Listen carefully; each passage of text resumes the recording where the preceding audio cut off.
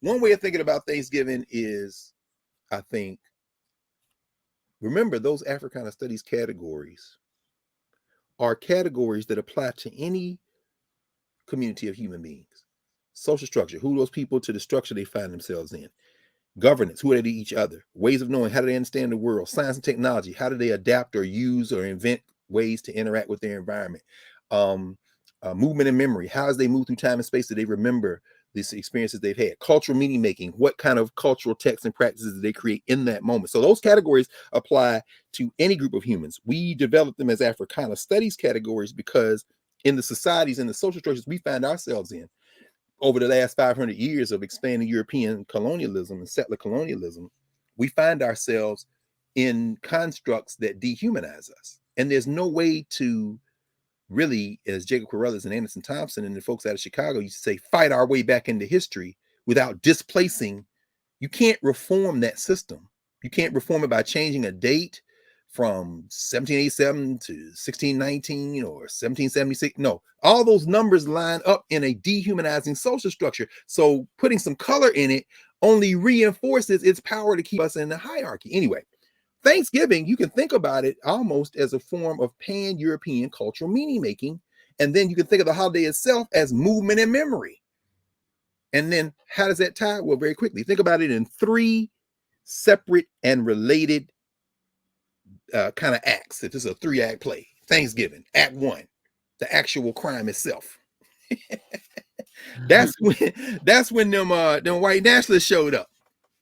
Because we know that group, the English separatists, that's who they call themselves. It wasn't everybody. It was about 100 people got on that boat in England in September 1620 and came over to what they call the Plymouth Bay colony. About a third of those people were English separatists. They had relocated earlier to and then spent about almost 10 years there and then back from the Netherlands. They were in Amsterdam. They were in Leiden. These are religious fanatics that broke from the Church of England. Because remember, the Church of England had been founded a few decades before because Henry VIII wanted to break with the Catholic Church. And so the Anglican Church, the Church of England, had broken away. But these people said, we don't even like that. We need to get farther away from the Catholics. I mean, there's a lot of religious intolerance going on. So these people were called in England the separatists, the English separatists. They're on the boat because they don't promise to come over to North America and make, a colony and then pay off the debt they owe to finance them getting there in stuff they grow and fishing and farming and cutting down timber and all this kind of thing. Well, you ask yourself, if they're pioneers, how did they know there was something over here to do it? Because the Europeans had been here. Mm-hmm. They thought they were going to Jamestown. At first, remember, that's 1607, 1608. Jamestown at that point ran from the south all the way up the eastern seaboard. Virginia, it did. Not Jamestown, Virginia. But when they landed, they couldn't find a good place to land. That's what they landed. They came close to a village that was no longer occupied by the Wampanoag people. Why? Because Europeans who had come before, among other things, had spread disease, and so many Native Americans, what we now call New England, had been wiped out by disease because of contact with the Europeans that they thought they were landing somewhere, and it wasn't no rock they bumped into, no damn Plymouth Rock, whatever. But the point is, where they landed was a good place with water and ample supply of water and everything. Wow, and codfish.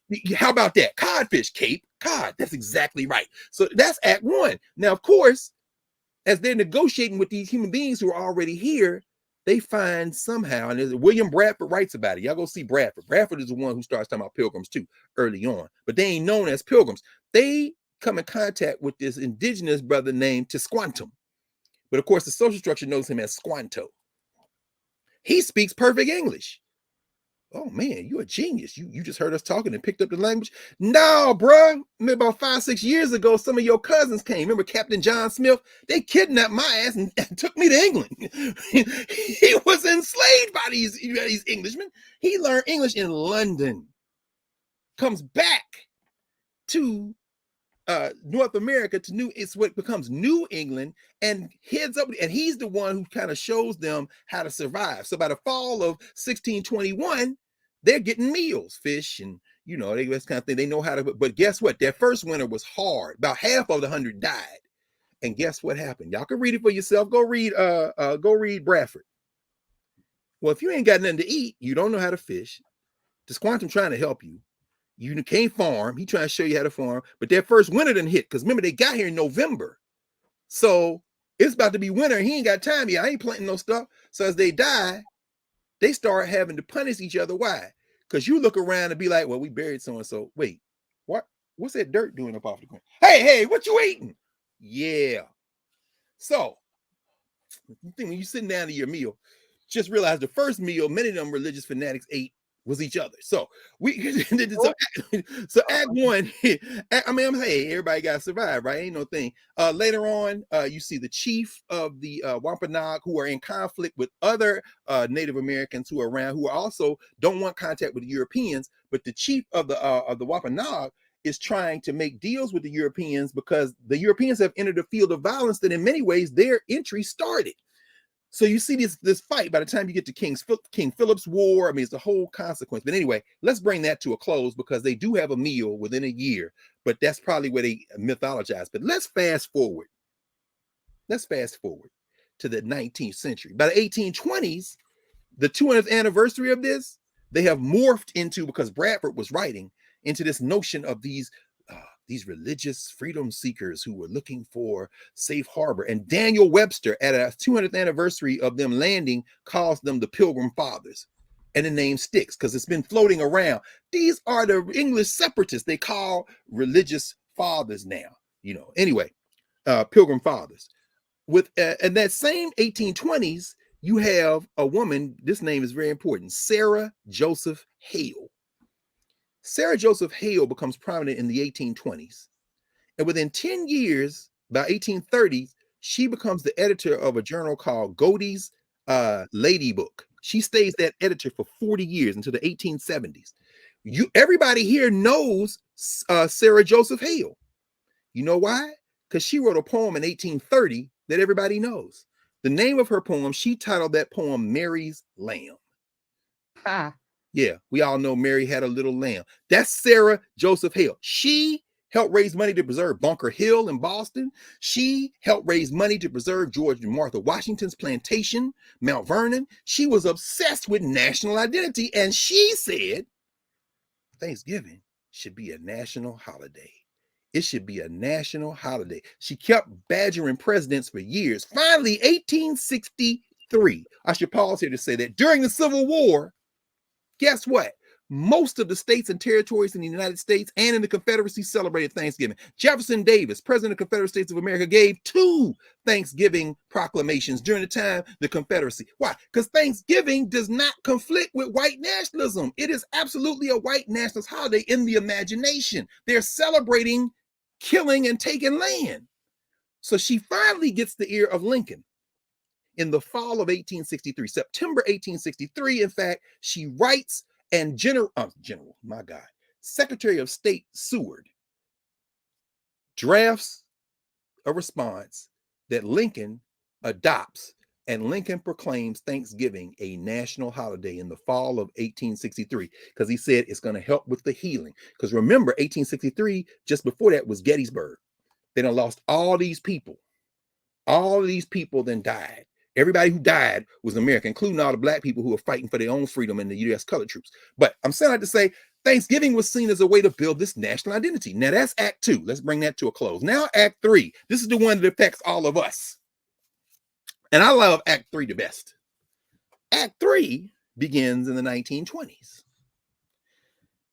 The first store to really celebrate what they called the Christmas parade was not in New York. We're going to come to New York in about 3 minutes. It was Philly. Now, remember, what was that movie that all people be watching and projecting ourselves onto? I mean, I won't speak for all of y'all.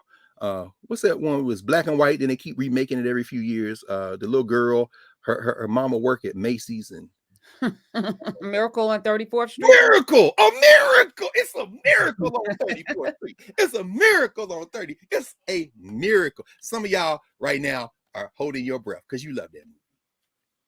Is Santa Claus real? is the white man coming down your chimney in a home invasion and not getting shot and giving out gifts that you bought yourself and having your children believe, as my man Naeem Akbar used to say, that a white man gave you something that your own parents bought for you, and you gonna let that man get credit after he had a home invasion at your house? Is he real? Kris Kringle. Yes, sir. St. Nicholas. That's a whole nother story. We'll get to that in a minute. In fact, yeah, Christmas. Don't worry. We know how Black people celebrate Christmas in culture meaning making. We know how Black people celebrate Christmas in ways of knowing. It ain't got nothing to do with that. Y'all get y'all little taste of what you like. You get to, we used to have a hi-fi. Now you just turn on your Alexa, whoever you got, and you put on, have yourself a merry little Christmas. Oh, yeah. You get that Lou Rawls. Well, here we are as in olden days. You Black people, we got a whole nother thing, just like we got a whole nother Thanksgiving thing. We coming to that. So in the 1920s, Gimbals is first. But in the movie, I think like they put Gimbal. Is it Gimbals they put as the rival to Macy's in the movie? I don't forget. It's been many years since I've seen. But it's the department store wars. And that is the third act that we call Thanksgiving. It ain't got nothing to do with no turkeys. It ain't got nothing to do with no Jesus. And here's where we go. R.H. Macy in New York opens the flagship store at 34th. And what happens? You know who's working at Macy's in the 1920s? Who is overrepresented in the Macy's staff? All these European immigrants. All these European immigrants who have come to the United States, you know, the story they tell, the Ellis Island crew, all that kind of thing. And the store is closed on Thanksgiving. Well, guess what? One of the reasons why I used to love to go to New York on Thanksgiving Day is the world don't celebrate Thanksgiving. It's a white nationalist American holiday. So you can always get a great Indian meal. You can go to Chinese. I mean, people ain't Thanksgiving. The hell, giving thanks for shit. So you got all these European immigrants, and on the day of Thanksgiving, I'll never forget, many years ago, what am I saying? Maybe 25, 20, maybe closer to 23, 24 years ago. I was in LA on the campus of Charles Drew Medical Center. My friend Nzinga Radabisha Heru, the ancestor now is president of the Association for the Study of Classical African Civilizations, had asked me to come out. We had our conference, our regional conference, Western Regional Conference. And I told people about this. We were talking about this. I've been researching it because the story blew my mind. And we had this long conversation. We stayed up all night in Nzinga's house after the thing, talking, whatever. And then that next morning, that was Saturday night. That next morning, about 7 o'clock in the morning, her doorbell rings. And she said, okay, I'm getting ready to go to sleep. Who was at the door? All these children who want me to teach them meta nature. Now, I done had Gator lecture and stayed up all night talking about it. And they all sitting there, we all sitting in her living room, and I'm showing them how to do the uniliterals. I'm saying that is one of my most treasured memories, because just two of those children, one is now a neurosurgeon. And the other is a professor of linguistics. And I'm just thinking they were sisters, actually, the Thomas family, Amy and Debbie Thomas, thing, but they were little girls back. And then we eventually went to Kemet. I mean, it's a whole nother thing. But anyway, it started with that story. So here's the rest of the story. So these European immigrants on Thanksgiving, they bring their foods from their native countries. They even, some of them dress up in some of the clothes that they would normally wear for their ritual days, but they're doing it in the store and around the store because, you know, they don't, Thanksgiving, what's the day off? Let's cook it. Macy's has an idea. And in 1924, to celebrate the opening of the new store at Herald Square, 34th, we're going to have a parade. We will have a parade. We will parade around a couple of blocks, lead people to the front of this brand new flagship Macy's store. We getting ready to be the biggest. It's the Walmart of the 1920s. We about to build the biggest joint. Hey, thanks for the Philly example. But these immigrants, man, you with costumes, and this is great. I call them costumes, right? Come on in now. And when they let off the last act in the parade, he sits on top of the marquee and on a golden throne. And presides over what they called the Christmas parade. Now, everyone knows who is the last act in every Thanksgiving parade. President, who's the last person in the parade? Who's the last float? Santa? Of course. Yeah. Okay. As my man Ishaka Musa Barashango, Reverend Barashango, out of Philly in volume 1 of his African People and European Holidays, a Mental Genocide. He has a little chapter in there called Santa or Satan, but that's a whole nother conversation. In this instance, here's where this is why Klaus is last in the parade. After all the balloons, after all the spectacles and the marching bands. In fact, the Macy's parade this year, the parade will feature, let me get my numbers right, 15 character balloons, 28 floats, 800 clowns, 36 novelty balloons, 10 bands. I've gone to the Macy's parade many times. One year, years ago, I drugged my mama up there. My mama, my brother, my niece, his little girl. I went in to see why I go to the Macy's parade. You know why I go to the Macy's parade? Because every balloon in that parade is a commercial. Every float just about is a commercial. And what you see is, and you've been for, so he go to the street, they coming down the street. The first line, children. A lot of more children, adult stuff, but mainly children. Then you come back, their parents. Then you come back, and sometimes you go 7-8 rows deep, pressed up against the damn skyscrapers, watching. Here comes Snoopy. Here comes Phyllis the Cat. Phyllis the Cat was the first balloon in the 20s, the first big balloon. Anyway, he's one of them legacy balloons. They say legacy balloons, these are joints been in there so long, you don't get rid of them. But what I watch is, and now, of course, it's different because you can do it with cell phone technology. Early on, I had a little portable TV, because what I'm getting as close as I can to the corner of 34th and 8th right there, because I'm looking at Al Roker, and I'm watching the cameras go up and down. When they go up, this is what's being broadcast to the world. When they come down, this is commercial break. So guess what? When they up, it's the money balloons. It's the floats. And I'm listening to the children. There go Clifford the Big Red Dog. There go the comfy couch. There go so. And each one of them balloons, each one of them floats is tied to something to buy in the store. So when the cameras go down, here comes the 80-piece Podunk High School marching band out of Jesus Christ, Iowa, that sold cookies for 50 years to get here. You're not going on TV. They got to slap about 2 of y'all. You know what I'm saying? But when the cameras go back up, Macy's is beaming a commercial to the entire world. And the last act, after Up With People, after Mary J. Blige or whichever hip-hop artist they're going to have on the float singing, the last act is Klaus. And Klaus is waving to y'all. He's saying bye, bye, except he don't spell it B-Y-E, he spells it B-U. Why? Because the next day is Black Friday. R.H. Macy understood. As we end where we began, you've been had, you've been took, you've been bamboozled, run amok. He understood before the social media, before technology changed the game, that this is the biggest commercial for the opening of the Christmas season that could ever be invented. I want to thank you, European immigrants, for giving me this idea. And now we about to turn this into a whole commercial. And Santa Claus ain't got nothing to do with no tree, no evergreen tradition, and the pagan European spiritual traditions that the Christians had to incorporate. Ain't got nothing to do with the birth of Christ. This is all about bring your ass here and drag my store from the red to the black in 24 hours. So everybody in here now, it's getting ready to ball up your fist and get into a fist fight at 12:01 a.m. in a Walmart in some place in this country. I want y'all to understand it was all by design. Happy Thanksgiving.